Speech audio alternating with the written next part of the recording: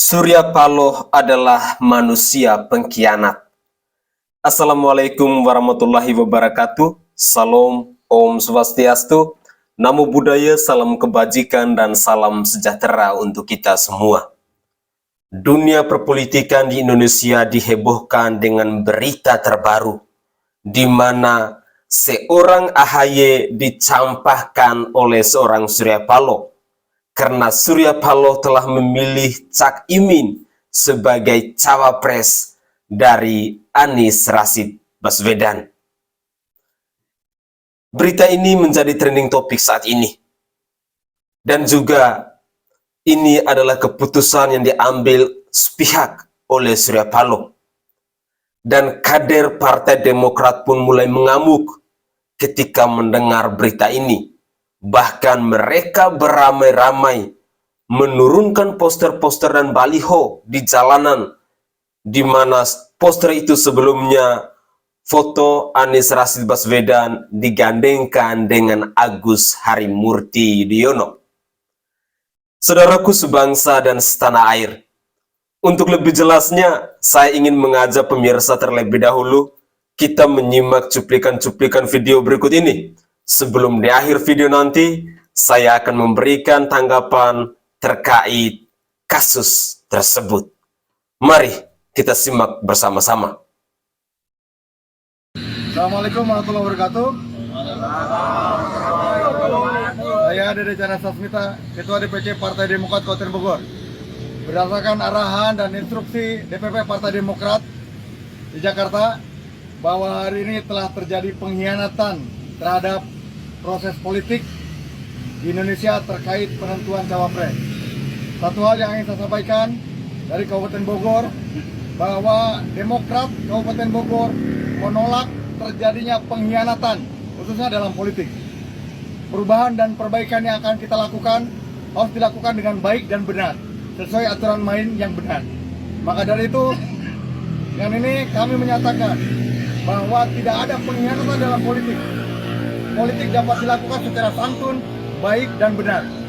Oleh karena itu, kami DPC Partai Demokrat Kabupaten Bogor beserta seluruh struktural Kabupaten Bogor dan para relawan menolak Anies Rashid Baswedan sebagai orang atau tokoh pengkhianat politik mulai detik ini.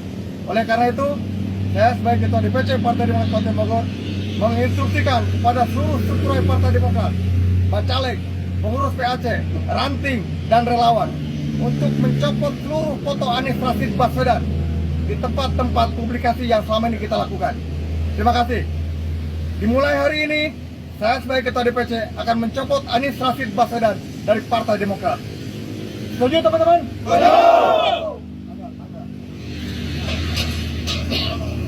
Jangan masuk ke tengah, Om.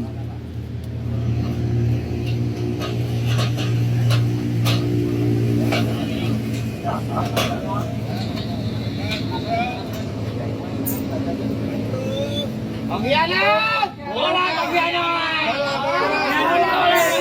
Tolak pengkhianat! Tolak pengkhianat! Tolak pengkhianat!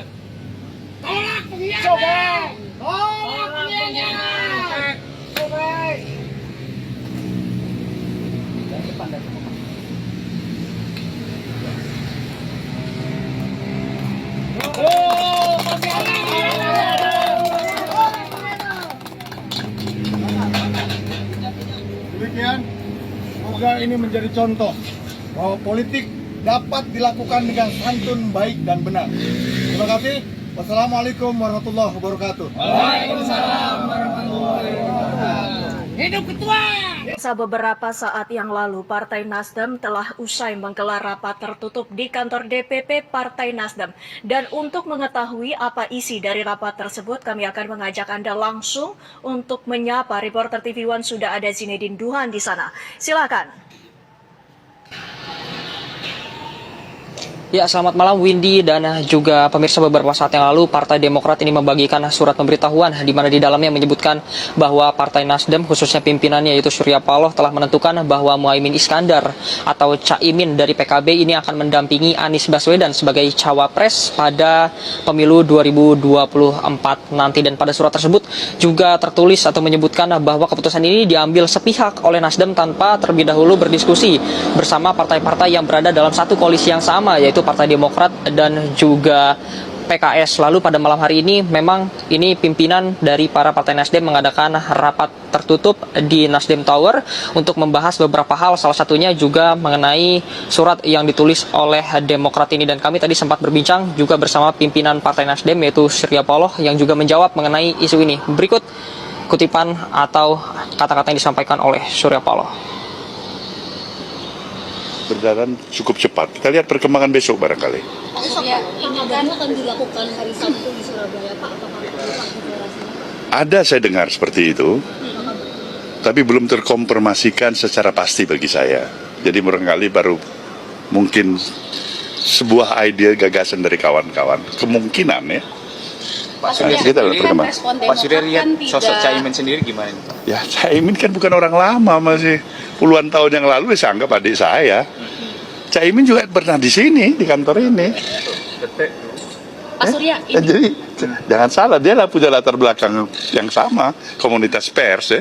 Pak Surya, Sama dengan Bambang Susatyo ya kalian ingat itu, atau Gus Ipul. Pak Surya, ini kan responnya Demokrat nih cukup keras ya, mengatakan pengkhianat. Nah, misalnya Demokrat memilih untuk keluar dari koalisi perubahan, tanggapannya bagaimana? Saya hormati. Apalagi yang saya harus katakan? Kalian lihat, kira-kira model saya ini kira-kira ada bakat sebagai pengkhianat atau tidak, kan itu aja. Tapi saya hormati itu.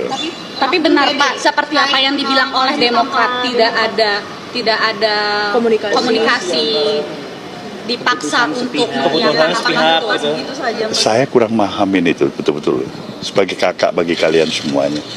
Kalian lihat suasana saya, kalian ada, saya menghindar dari kalian atau tidak? Ya udah, secara psikologis saja. Apalagi pada kawan-kawan koalisi. Ya mungkin. Tetapi masalahnya, mudah-mudahan kita nggak tahu apakah ini keputusan resmi, apakah ini keputusan barangkali pribadi, terwakilin, kita belum tahu. Tapi apapun itu, keputusan itu saya hormati. Ya. Pak, dalam beberapa hari ke depan ini ada rencana untuk bertemu Demokrat Pak untuk membahas hal ini? Kalau saya nggak ada. tidak bisa menjalin komunikasi lagi Pak dengan Demokrat atas tudingan? Komunikasi tetap harus bisa. Kalaupun nggak di dunia, di akhirat.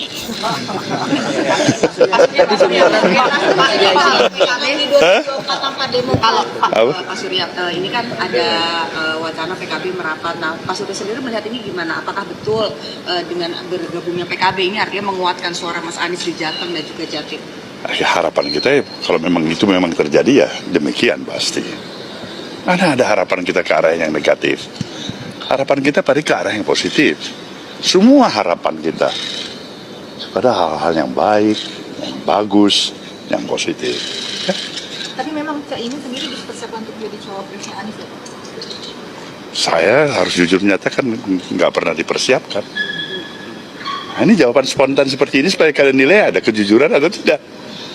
Nggak ada mempersiapkan. Pak Surya, berarti ini koalisi dengan Pak Jokowi tadi akan... ada arahan khusus dari Pak Jokowi? Nggak ada arahan.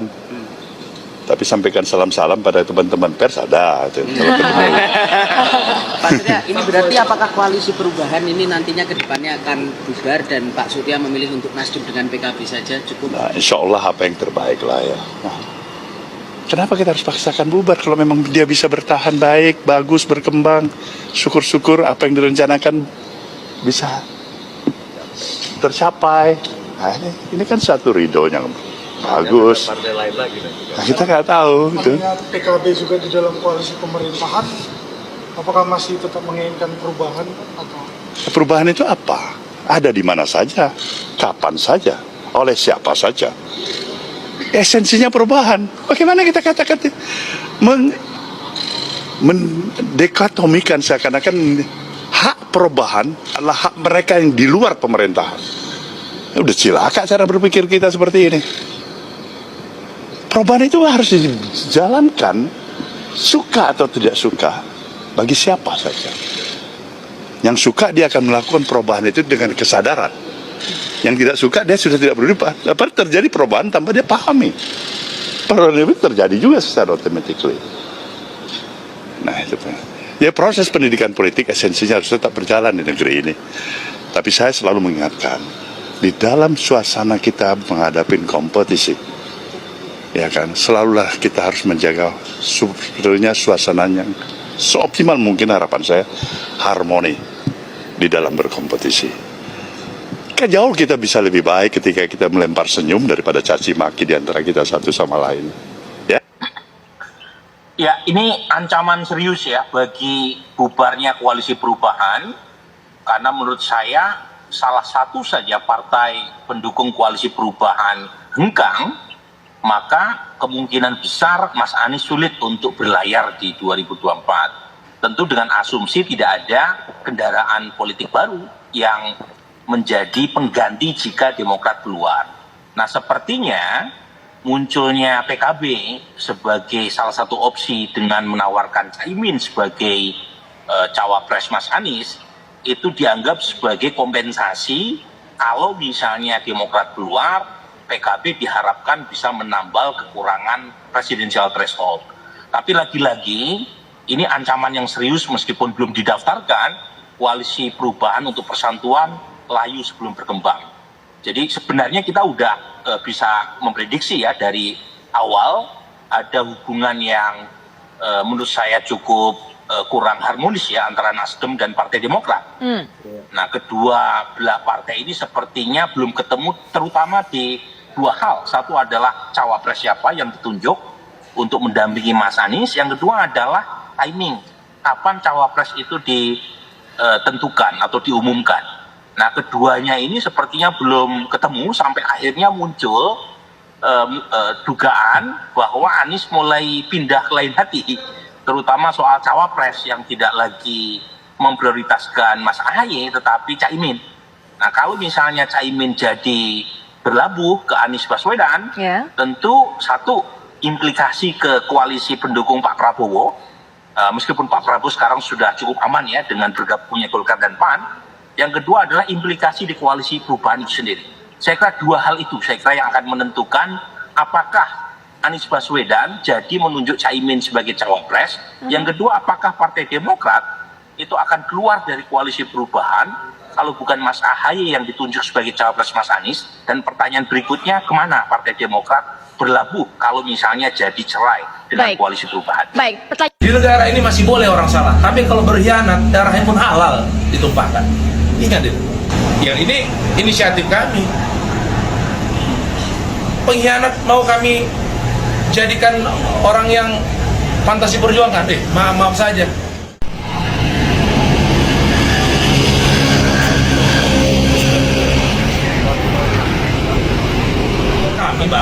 Kami kan ketua DPD, sekretaris DPD ya. Apapun yang kami lakukan adalah menunggu arahan ketua umum Mas Agus Harimurti Yudhoyono. Tetapi tadi abang tanya kenapa yang paling sakit apa? Bukan sakit sih, jelek sekali dalam kehidupan berbangsa ini. Kalau kalian baca apa yang disampaikan oleh Sekretaris Jenderal DPP Partai Demokrat, ini pengkhianatan. Di negara ini masih boleh orang salah, tapi kalau berkhianat darahnya pun halal ditumpahkan. Ingat itu. Negara ini dulu makanya bisa lama dijajah sama Belanda itu karena pengkhianat itu. Sana kami turunkan juga, gitulah Kak. Iya, kami turunkan juga. Ya, ini inisiatif kami. Pengkhianat mau kami jadikan orang yang pantas diperjuangkan. Maaf saja. Saya masih lebih yakin kalian yang depan saya ini mungkin suatu hari lagi dengan pelajaran yang kita dapat dari hari ini, jangan jadi pengkhianat. Itu aja. Terima kasih, Pak. Ya. Kalau Ahaye jadi cawapres, gimana Demokrat? Dibalik, kalau Mas Anies menetapkan Mas Ahaye sebagai cawapres, apakah ada yang ingin pergi? Nah, itu baru fair.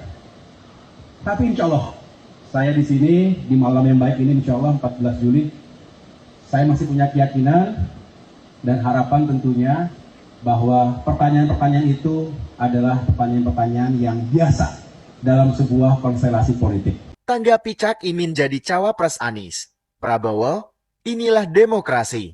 Santai-santai saja. Nah ini ada info terbaru, ternyata yang hijau-hijau itu PKB merapat ke Demokrat, Nasdem, dengan mengusung katanya pasangan Anies dan Muhaimin.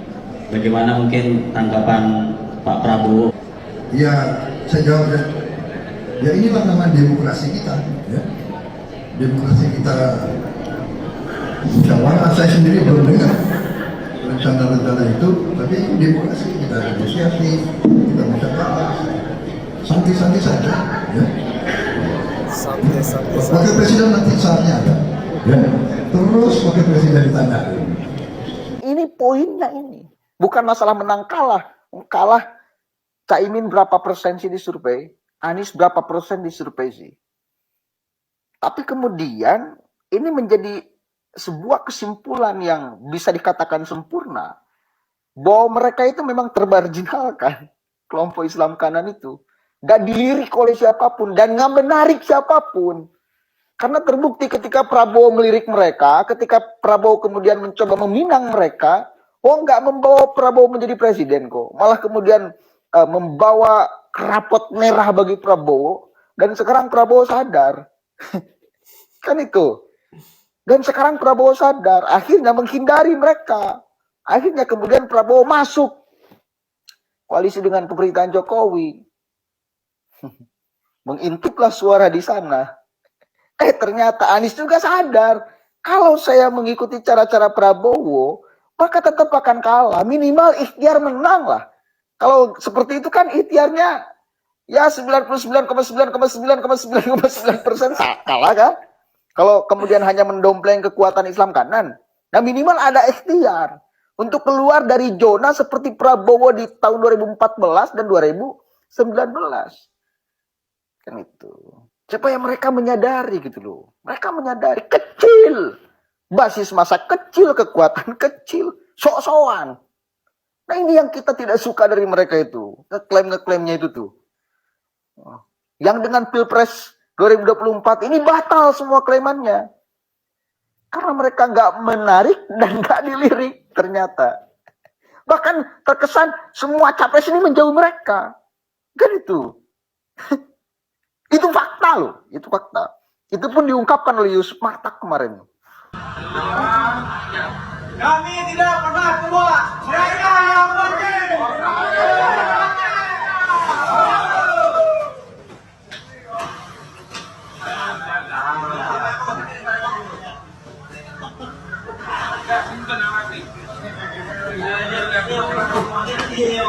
Kita baca. Ini merupakan simulasi.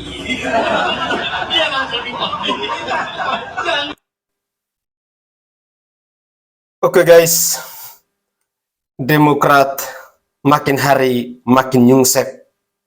Mungkin itu adalah sapaan awal saya yang tepat melihat cuplikan-cuplikan video tadi.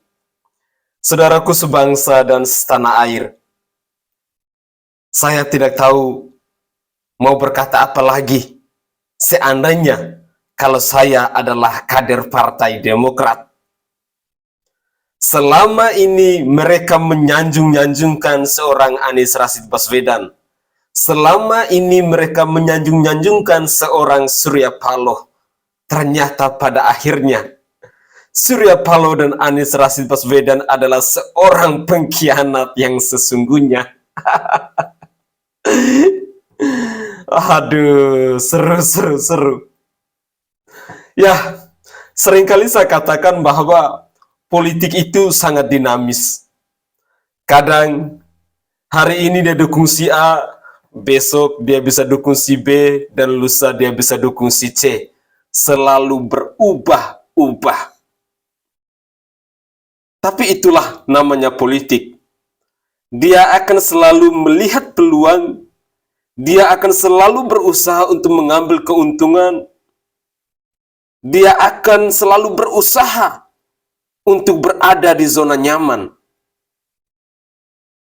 Tetapi apa yang dilakukan oleh seorang Surya Paloh, oleh seorang Anies Rashid Baswedan, oleh seorang Cak Imin menunjukkan bahwa bukti kekalahan mereka sudah terpampang jelas di depan mata. Ya, bukti kekalahan mereka sudah terpampang jelas di depan mata kita. Bagaimana tidak? Elektabilitas dari seorang Anies Rashid Baswedan saat ini survei yang terbaru ya, hanya 19, sekian persen. Ditambah lagi Cak Imin 2 atau 3, sekian persen. Aduh. Saya tidak mengerti ya, kenapa seorang Surya Paloh dia bisa mengambil keputusan bahwa Cak Imin itu adalah sosok cawapres yang tepat untuk seorang Anies Rashid Baswedan. Tetapi kadang saya berpikir bahwa Allah itu memang maha baik.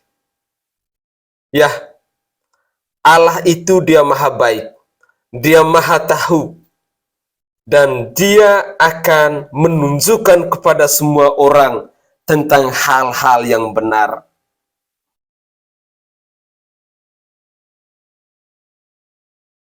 Saudaraku sebangsa dan setanah air, saya sangat yakin dan percaya bahwa ini adalah tamparan keras dan sangat memalukan untuk Partai Demokrat.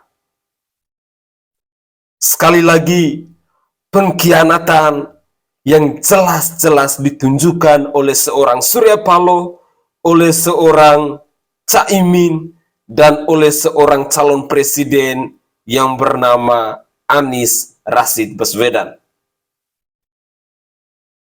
Pertanyaan saya kepada rakyat Indonesia, kepada orang-orang yang selama ini mengatakan bahwa Anies is the best. Apakah ini cara berpolitik yang elok, cara berpolitik yang elegan, yang patut kita pelajari, yang patut untuk dijadikan sebagai contoh kepada generasi bangsa? Bagi saya tidak.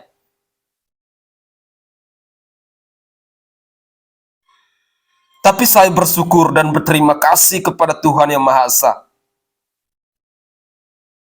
Karena ketika Surya Paloh dia memilih seorang Cak Imin untuk menjadi cawapres dari Anies Rashid Baswedan, artinya bahwa Tuhan tidak menutup mata. Tuhan sedang menunjukkan kepada kita semua bahwa koalisi perubahan Capres Anies Rashid Baswedan belum berlagak di pemilu 2024. Tuhan sudah mengarahkan kita dan sudah menunjukkan kepada kita bahwa bukti kekalahan mereka memang benar-benar sudah terpampang jelas di depan mata kita. Dan saya sangat yakin seorang Anies Rashid Baswedan tidak akan menang di pemilu 2024 nanti. Sekali lagi, saya sangat yakin seorang Anies Rashid Baswedan tidak akan menang di pemilu 2024 nanti. Koalisi perubahan saat ini sedang tergonjang-ganjing. Apakah akan lolos sampai ke pada saat pendaftaran nanti? Ataukah mereka akan kalah sebelum sampai di KPU? Mereka akan bubar sebelum hari pendaftaran? Kita pantau terus ya. Ini bagi saya adalah kabar yang sangat gembira. kabar yang membuat saya sangat bahagia, di mana seorang Surya Paloh dia memutuskan bahwa Caimin adalah orang yang tepat untuk menggandengkan Anies Rashid Baswedan. Saya yakin rakyat Indonesia saat ini sudah sangat cerdas. Rakyat Indonesia saat ini sudah sangat pintar. Beberapa hari yang lalu, saya juga sempat menyimak berita di mana relawan Anies, para pendukung Anies mengatakan bahwa mereka lebih serek, mereka lebih sepakat, mereka lebih setuju jika cawapres dari seorang Anies Rashid Baswedan itu adalah figur seorang perempuan. Tetapi dugaan-dugaan yang dilontarkan oleh para relawan atau para pendukung Anies Rashid Baswedan ini ternyata salah besar. Surya Paloh dia telah menunjukkan hak prerogatifnya bahwa dia memutuskan Caimin untuk menjadi cawapres Anies Rashid Baswedan. Dan disinilah tamparan keras untuk Ketua Umum Partai Demokrat Agus Harimurti Yudhoyono. Partainya udah nyungsep, ditambah lagi hal seperti ini, makin nyungsep lah dia. Saudaraku sebangsa dan setanah air, semoga berita ini menjadi berita gembira untuk kita semua, bukan secara pribadi ya. Dan kita pantau terus perkembangan politik ke depan, besok, lusa, dan seterusnya, sampai di pemilu 2024 nanti. Kita kawal terus koalisi perubahan ini akan bergerak kemana. Apakah namanya masih akan tetap koalisi perubahan? Ataukah seperti Bapak Prabowo Subianto yang dalam sekejap mata dia menggantikan nama koalisi menjadi Koalisi Indonesia Maju? Saya Sainai dari Provinsi Nusa Tenggara Timur. Saatnya kita yang rakyat jelata harus berani untuk bersuara. Saya mohon dengan sangat hormat, mari dukung terus channel saya dan juga dukung terus Bapak Presiden Joko Widodo, serta kita kawal beliau sampai di akhir masa tugasnya. Tuhan Yesus memberkati kita semua.